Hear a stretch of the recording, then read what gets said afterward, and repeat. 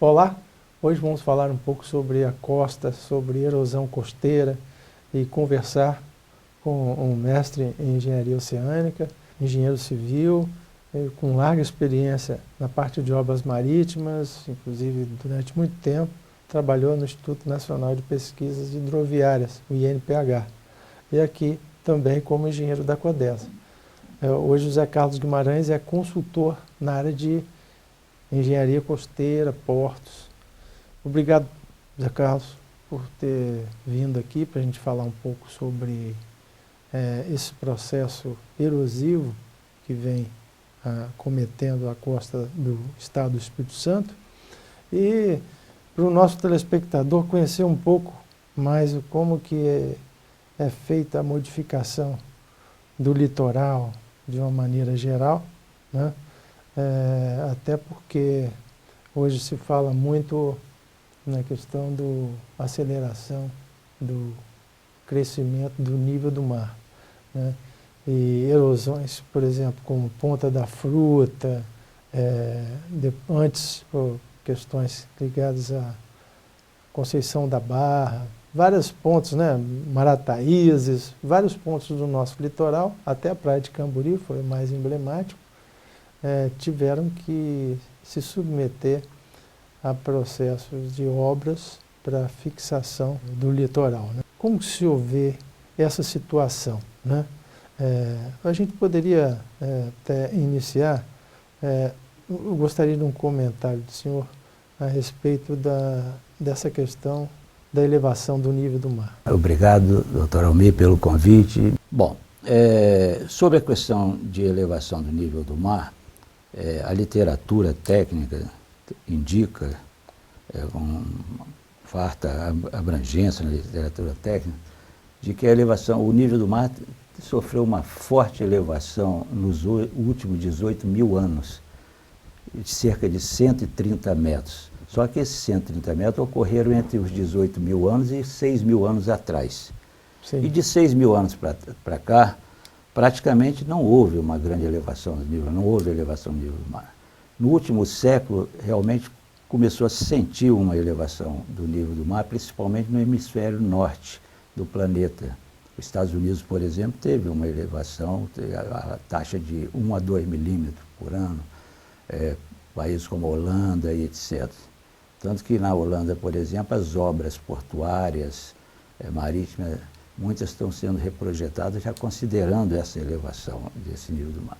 Mas no hemisfério sul, como no Brasil, praticamente não houve essa elevação do nível do mar.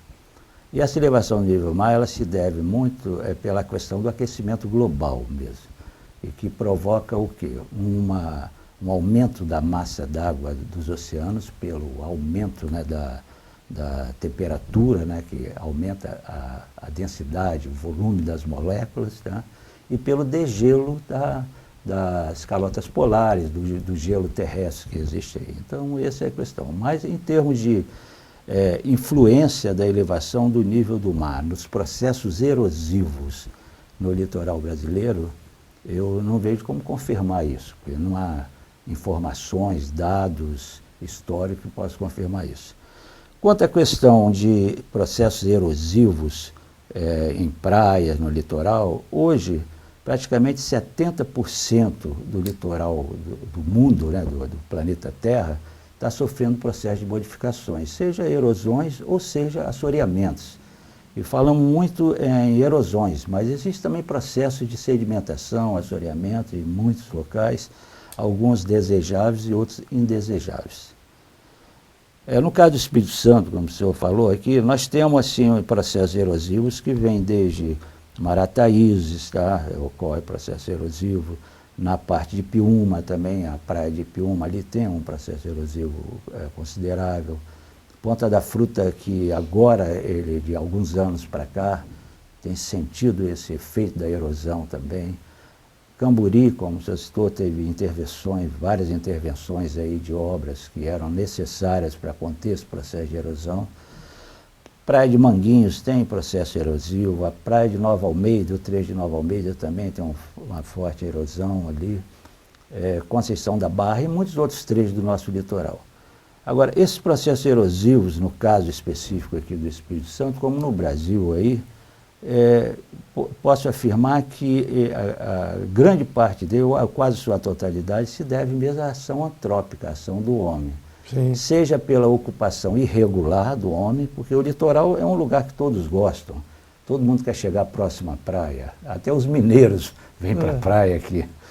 E todo mundo quer construir próximo à praia e não se respeita, né, a zona de espraiamento das zonas, a zona normal de praia, a feição de praia, do perfil de praia. Então altera-se esse perfil de praia e se provoca desequilíbrios.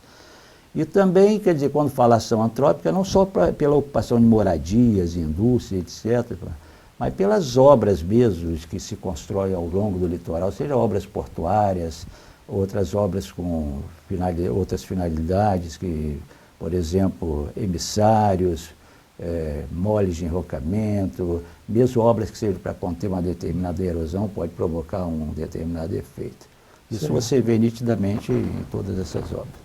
A gente tem na legislação brasileira, principalmente na norma do Conselho Nacional do Meio Ambiente, foi muito contestada, muito discutida na época quando foi lançada, e até hoje ela não consegue ser implantada em sua plenitude, mas ela deu um recado, que é essa questão dos 300 metros de restinga, né, ser preservada, ou seja, a partir da linha da pré-mar, né, ou seja, evitar-se construção de cidades, de loteamentos e de empreendimentos nessa faixa costeira, eu diria assim, como uma forma de garantir uma determinada segurança de que essa região seria sujeita a um processo erosivo em algum momento. Veja bem, essa questão dos 300 metros, é lógico, o ideal seria isso mesmo.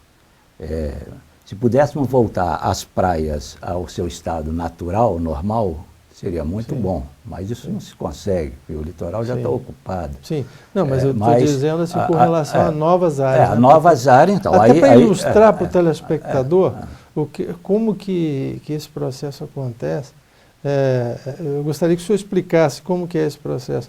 Erosão e assoreamento, até tem gente que não sabe o que é isso, o que é erosão, o que é assoreamento. Então, mas com relação a novas áreas, eu acho isso muito válido, perfeitamente, manter uma distância, essa distância está razoável, então é muito bom se manter isso.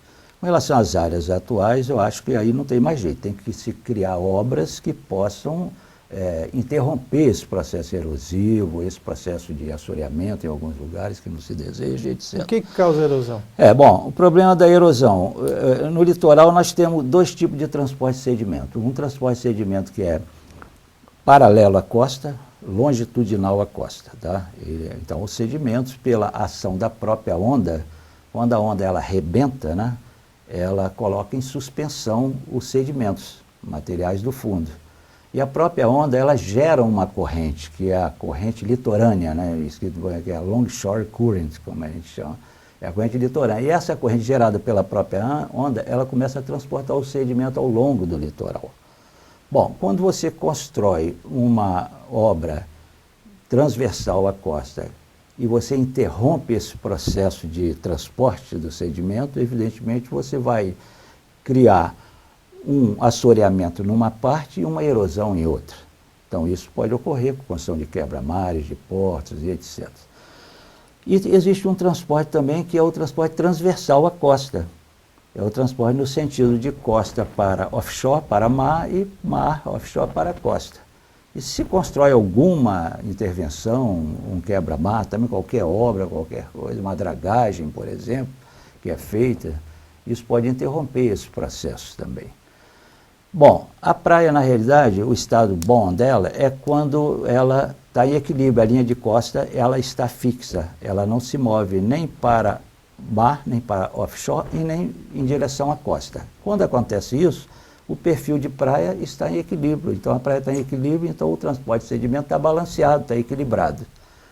Quando a linha de costa ela avança em direção à costa, tá, em direção às residências, etc., a parte interior, está se perdendo sedimentos, Aí há um processo erosivo.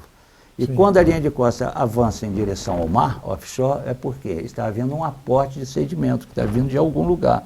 Certo. Pode estar vindo de rios, do próprio litoral, etc. Mas, de qualquer forma, estaria em desequilíbrio. O ideal é que se faça projetos que consiga manter a linha de costa estável. Quer dizer, ela tem uma variação só com a questão da variação de onda, mas dentro de uma faixa estável.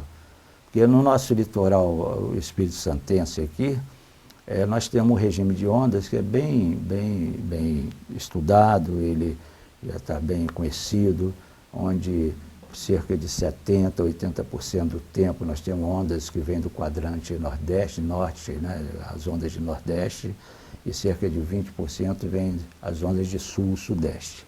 Só que as ondas de sul, sudeste são ondas muito maiores.